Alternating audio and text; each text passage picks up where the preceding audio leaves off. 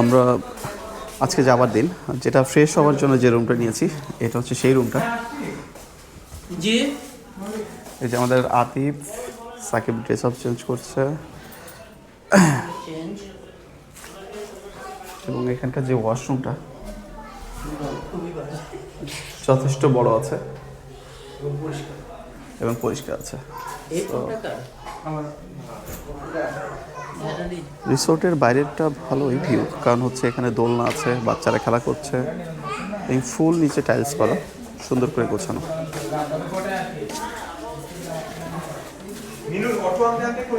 তো এখন আমরা খেতে যাব,